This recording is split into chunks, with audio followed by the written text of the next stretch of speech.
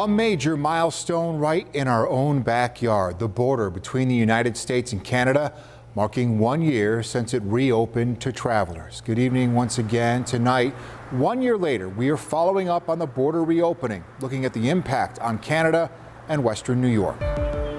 We are live at the Peace Bridge tonight, going in depth to see if business and travel is anywhere near back to pre-pandemic levels. The border, including the crossing behind me, shut down in March of 2020 to slow the spread of COVID-19.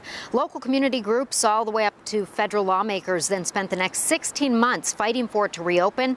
In August of 2021, vaccinated American travelers were finally allowed to cross again. This all part of our follow-up series tonight, checking in on stories impacting you and your communities. During the year and a half of the shutdown, border crossings plummeted. Data shows just over 1.5 million cars and trucks crossed in the Buffalo-Niagara region. But in the years since it reopened, we're beginning to see a rebound. 2.3 million vehicles have crossed between August of last year and tonight. Still a ways to go, though. In 2019, more than 5.7 million cars and trucks crossed at bridges in the Buffalo-Niagara region. And prior to the pandemic, the Niagara Falls tourism industry was generating more than $2 billion a year. But with fewer tourists crossing the border, it is holding back a percentage of that money as well. Now, beyond these numbers, to fight, to bounce back, looks very different on both sides of the border. One side says they are not happy. U.S. officials tell me they're pleased with the steady growth of tourism this past year. But over on the Canadian side, the mayor of Niagara Falls telling me there's a big problem.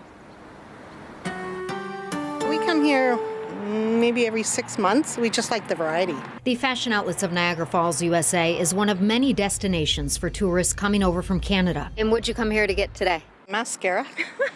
Come on, they don't have that in Canada? Yes, but not the certain kind we like. Things have been going really well. The chief operating officer of Destination Niagara USA tells me tourism is up considerably with more people visiting popular attractions. Of course, Maid of the Mist and Cave of the Winds are the two big favorites here in the community. And also, tourists really love the travel that goes around the park because it helps get around that 400-acre state park in a much easier way. She says wineries are reporting more traffic too. All of this means more business for area hotels. We have through May and June for hotel occupancy data, and we are up just about 12% over June 2021. And in May, we were up just a little over 20% month over month. But on the Canadian side, Mayor Jim Diodati of Niagara Falls tells me they're struggling, and he blames the requirement to register through the ArriveCAN app. He says U.S. visitation is way down. It's at about half of what it used to be. And that's a big hit because typically Americans represent 50% of the revenue into Niagara Falls. There's no question. The number one thing is the ridiculous ArriveCAN app requirement at the border. It seems we're united coast to coast, whether you're talking political experts, medical experts, the business community, the hospitality industry. We all feel the same way.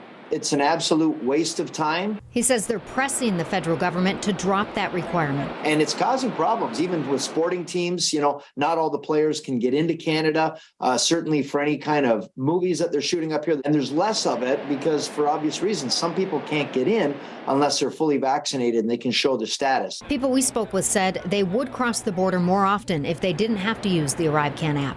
So when the border was shut down, what was that like for you? Torture. So you hope that that doesn't happen again, right? That's right. All right, and you heard the mayor talking about that ArriveCAN app. We did download that to cross over to the Canadian side. We had no issues with it, but there was a long wait on a Tuesday afternoon when I don't imagine there's usually a lot of traffic. We waited about 40 minutes to get into Canada. Now, both sides, officials on both sides of the border tell me there's still one big problem that they're dealing with. They are not seeing the international travelers that they were seeing pre-pandemic, and they hope that that changes within the next year or so. Jeff? All right, Leah, thank you.